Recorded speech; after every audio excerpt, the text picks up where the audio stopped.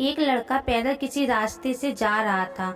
उस लड़के ने देखा सामने वाले बिजली के खंभे पर कागज की पर्ची चिपकी पड़ी है।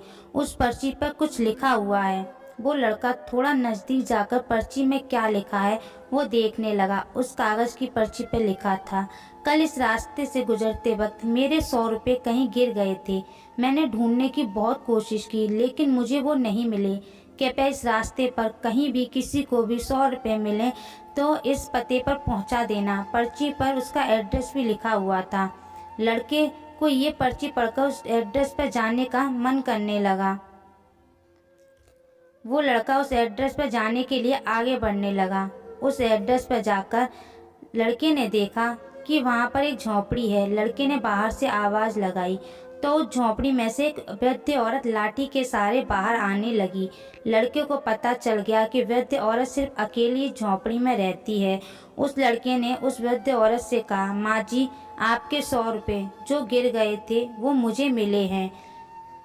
ये रहे आपके 100 रुपये। उस लड़के की बात सुनकर वो वृद्ध औरत रोने लगती है और कहती है कि बेटा, अब तक करीब 15-20 लोग मुझे 100 रुपये देकर जा चुके हैं। बेटा, मुझे ठीक से दिखाई भी नहीं देता है और मुझे पढ़ना लिखना भी नहीं आता है।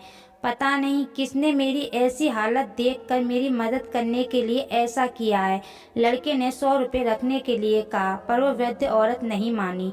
लड़के के बहुत आग्रह करने के बाद आखिर में वो वृद्ध औरत मान जाती है। लेकिन वो उस लड़के से कहती है कि तुम जाते वक्त वो पर्ची वहाँ से फाड़ कर फेंक देना। मुझे पता नहीं कि किसने मेरे पे तरस खाकर ऐसा किया है। लड़के ने कहा, माँ जी, आप इस बात की फिक्र मत करना, मैं वो पर्ची फाड़ दूंगा। अब वो लड़का उस वृद्ध औरत के घर से निकल जाता है।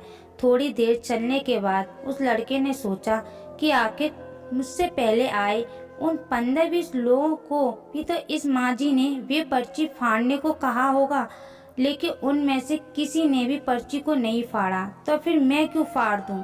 वो लड़का उस पर्ची को बिना फाड़े वहाँ से चला जाता है। उस लड़के के मन में उस व्यक्ति के लिए बहुत ही आदर और सम्मान था जिसने ये तरीका ढूंढा था और इस ज़रूरतमंद वृद्ध औरत की मदद की थी। इसलिए हमारे मन में सिर्फ किसी ज़रूरतमंद की मदद करने की इच्छा होनी चाहिए, क्योंकि मदद करने के लिए बहुत सारे तरीके होते हैं।